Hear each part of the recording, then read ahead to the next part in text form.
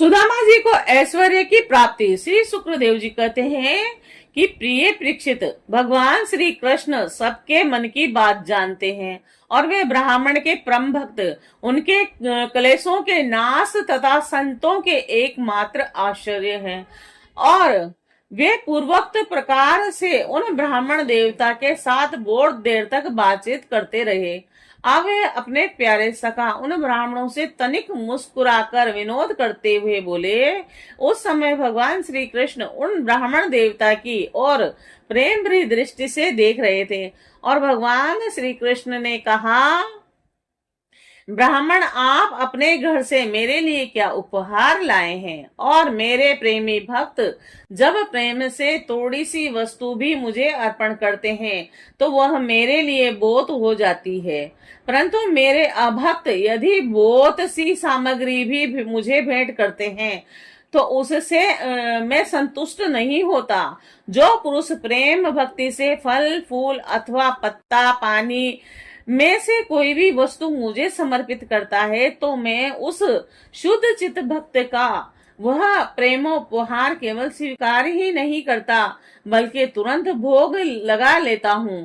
परीक्षित, भगवान श्री कृष्ण के ऐसा कहने पर भी उन ब्राह्मण देवता ने लज्जावश उन लक्ष्मीपति को वे 4 मुट्ठी चिवड़े नहीं दिए। उन्होंने संकोच से अपना मुंह नीचे कर लिया था। और फिर इस प्रकार राजा परीक्षित, भगवान श्री कृष्ण समस्त प्राणियों के हृदय का एक एक संकल्प और उनका अभाव भी जानते हैं। उन्होंने ब्राह्मण के आने का कारण और उनके हृदय की बात जान ली। अब वे विचार करने लगे कि एक तो यह मेरा प्यारा सखा है और दूसरे इसने पहले कभी लक्ष्मी की कामना से मेरा भजन नहीं किया है और इस समय यह अपनी पतिव्रता पत्नी को प्रसन्न करने के लिए उसी के आग्रह से यहाँ आया है और अब मैं इसे ऐसी संपत्ति दूंगा जो देवताओं के लिए भी अत्यंत दुर्लभ है। भगवान श्री कृष्ण ने ऐसा विचार करके उनके वस्त्रों में से वह चीथड़े की एक पोटली में बंधा हुआ चिवड़ा, यह क्या है, यह क्या है, ऐसा कहकर स्वयं छीन लिया और बड़े आदर से कहने लगे, प्यारे मित्र, यह तो तुम मेरे लिए अत्यंत प्रिय भेंट ले आए हो। ये चिवड़े न केवल मुझे बल्कि सारे संसार को तृप्त करने के लिए पर्याप्त है। ऐसा कहकर वे उनमें से एक मुट्ठी चिवड़ा खा गए और दूसरी मुट्ठी ज्यों ही भरी त्यों ही रुक्मणी के रूप में स्वयं भगवती लक्ष्मी ने भगवान श्री कृष्ण का हाथ पकड़ लिया, क्योंकि वे तो एकमात्र भगवान के प्राण हैं और उन्हें छोड़कर और कहीं जा नहीं सकते।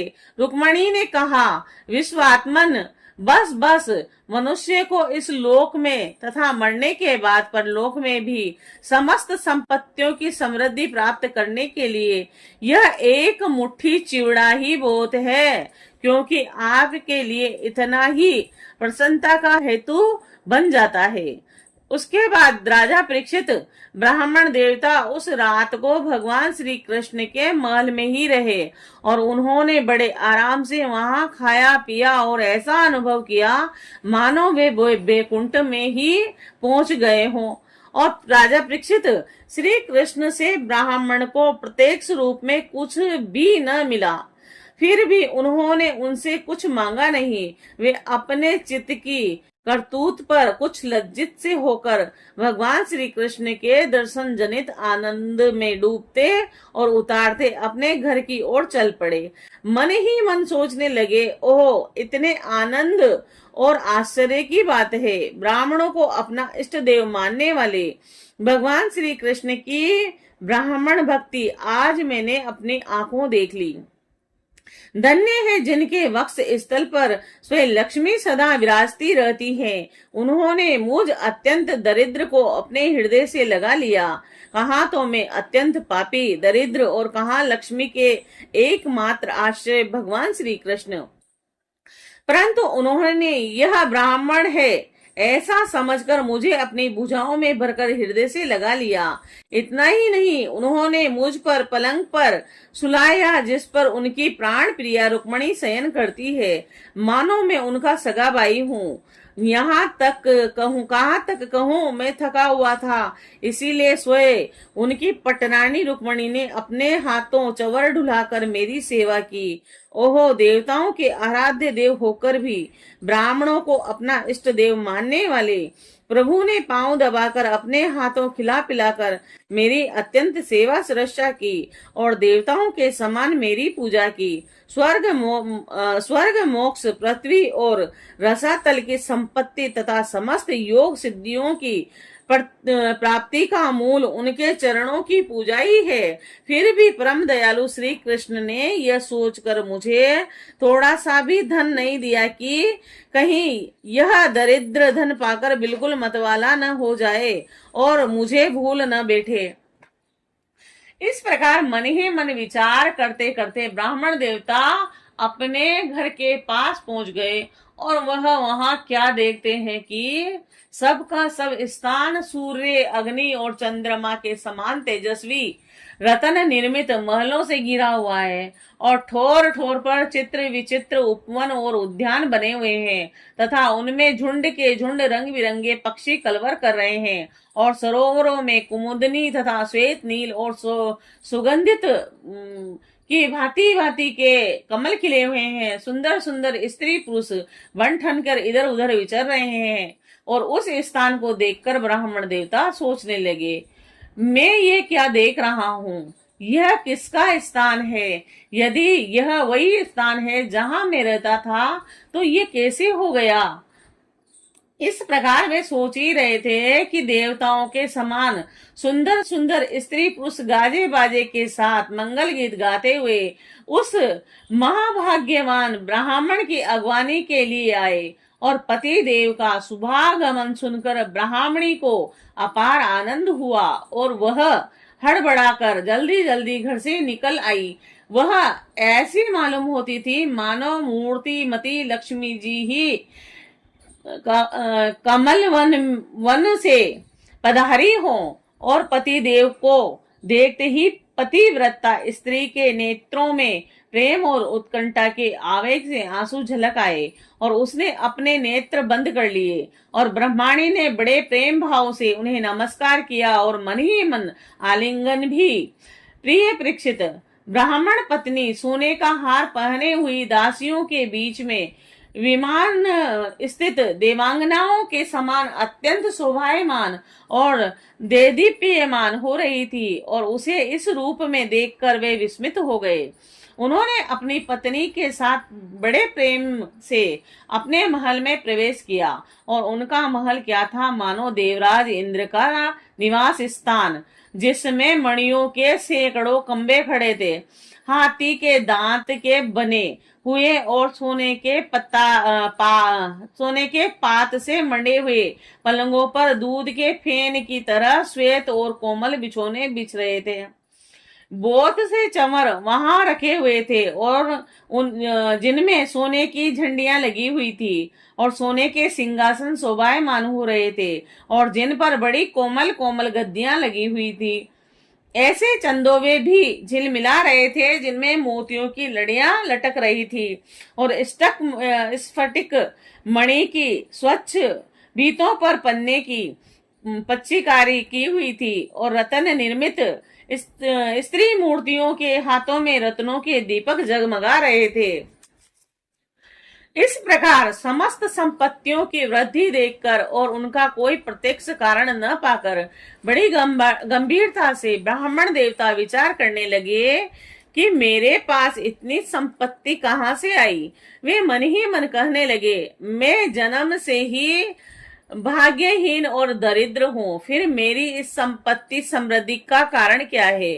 अवश्य ही परमेश्वरशाली यदु शिरोमणि भगवान श्री कृष्ण के कृपा कटाक्ष के अतिरिक्त और कोई कारण नहीं हो सकता, और यह सब कुछ उनकी करुणा की ही देन है। स्वयं भगवान श्री कृष्ण पूर्ण काम और लक्ष्मीपति होने के कारण अत्यंत भोग सामग्रियों से युक्त हैं, और इसीलिए वे याचक भक्तों को उनके मन का भाव जानकर बहुत कुछ दे देते हैं, परंतु उसे समझते हैं बहुत थोड़ा, इसलिए सामने कुछ करते नहीं। मेरे यदुवंश शिरोमणि सखा श्याम सुंदर सचमुच उस मेघ से भी बढ़कर उद्धार है, जो समुद्र को भर देने की शक्ति रखने पर भी किसान के सामने न बरसकर उसके सो जाने पर रात में बरसना है, और बहुत बरसने पर भी तोड़ा ही समझता है। और मेरे प्यारे सखा श्री कृष्ण देते हैं बहुत, पर उसे मानते हैं बहुत तोड़ा, और उनका प्रेमी भक्त यदि उनके लिए कुछ भी कर दे तो वे उनको बहुत मान लेते हैं। देखो तो सही, मैंने उन्हें केवल एक मुट्ठी चिवड़ा भेंट किया था, और पर उद्धार शिरोमणि श्री कृष्ण ने उसे कितने प्रेम से स्वीकार किया। मुझे जन्म जन्म उन्हीं का प्रेम और उन्हीं की हितैषिता और उन्हीं की मित्रता और उन्हीं की सेवा प्राप्त हो। मुझे संपत्ति की आवश्यकता नहीं, सदा सर्वदा उन्हीं के गुणों के एकमात्र निवास स्थान महाअनुभव भगवान श्री कृष्ण के चरणों में मेरा अनुराग बढ़ता जाए, और उन्हीं के प्रेमी भक्तों का सत्संग प्राप्त हो। अजन्मा भगवान श्री कृष्ण संपत्ति आदि के दोष जानते हैं। वे देखते हैं कि बड़े बड़े धनियों का धन और ऐश्वर्य मद से पतन हो जाता है, इसीलिए वे अपने अदूरदर्शी भक्त को उसके मांगते रहने पर भी तरह तरह की संपत्ति, राज्य और ऐश्वर्य आदि नहीं देते, और यह उनकी बड़ी कृपा है। राजा परीक्षित, अपनी बुद्धि से इस प्रकार निश्चय करके वह ब्राह्मण देवता त्याग पूर्वक अनासक्त भाव से अपनी पत्नी के साथ भगवत प्रसाद स्वरूप विषयों को ग्रहण करने लगे, और दिनों दिन उनकी प्रेम भक्ति बढ़ने लगी। और प्रिय परीक्षित, देवताओं के भी आराध्य देव भक्त, भयहारी, यज्ञपति, सर्वशक्तिमान भगवान स्वयं ब्राह्मणों को अपना प्रभु अथवा अपना इष्ट देव मानते हैं, और इसीलिए ब्राह्मणों से बढ़कर और कोई भी प्राणी जगत में नहीं है। और इस प्रकार भगवान श्री कृष्ण के प्यारे सखा ब्राह्मण ने देखा कि यद्यपि भगवान अजित हैं, किसी के अधीन नहीं हैं, फिर भी वे अपने सेवकों के अधीन हो जाते हैं और उनसे पराजित हो जाते हैं, और अब वे उन्हीं के ध्यान में तन्मय हो गए हैं।